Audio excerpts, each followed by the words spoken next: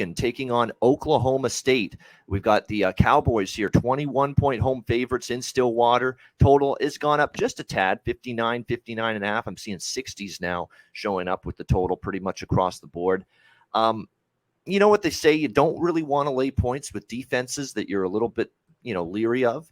Well, we know last year, first of all, Oklahoma State's defense was outstanding. It was probably one of the best defenses that Mike Gundy's had since he's been the head coach there. And in fact, I'd say last year, Oklahoma State's defense was better than their offense. And you usually don't say that about Mike Gundy's teams. Usually the other way around. They score a bunch of points, they give up a bunch of points. Last year, that offense actually sputtered, and we're still waiting for Spencer Sanders, who's back for what it feels like is his 8th year here at Oklahoma State, to really show that he can really stretch the field consistently and accurately in the passing game. We just haven't seen that a ton from him the first 2 years.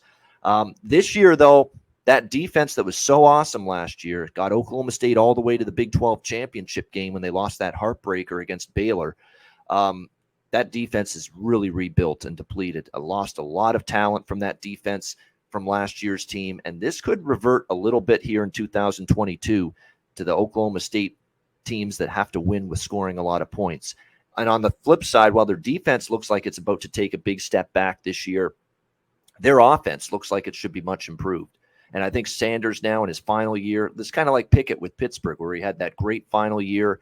Sanders has the capability to do that. He knows this offense well. And I think you'll see Oklahoma State really have a much better offense, a declining defense. On the flip side, you got Central Michigan, Jim McElwain, of course. He's been here for a few years now. They bring back their starting quarterback, Daniel Richardson.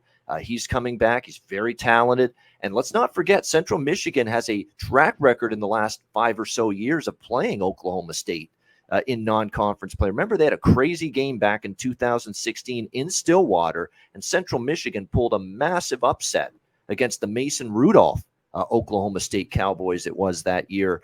And a huge upset. I believe they played in Mount Pleasant just a couple years after that, and Central Michigan covered that point spread as well. So this could be a dog that hangs around, in my opinion. I'd lean to taking the points with Central here. I think their offense is capable enough. I always say when you got question marks about a team defensively, is that the kind of team you want to lay 3 touchdowns with, especially in the first game of the season?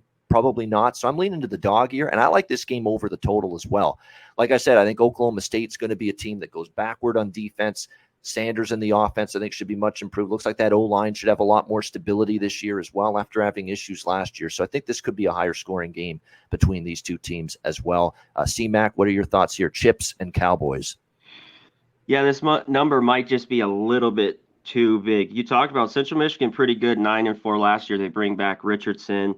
I worry about their defense, though, in this game. I think Oklahoma State's going to do whatever they want, push them around. And real quick, you talked about Oklahoma State. That defense was phenomenal. 5th in the country, only gave up 16 points. I do think they take a step back, and they're not that good, but I still think they'll be pretty good. So this one I'm not going to have a bet on probably, but yeah, I'm going to stay off and nothing on the total here.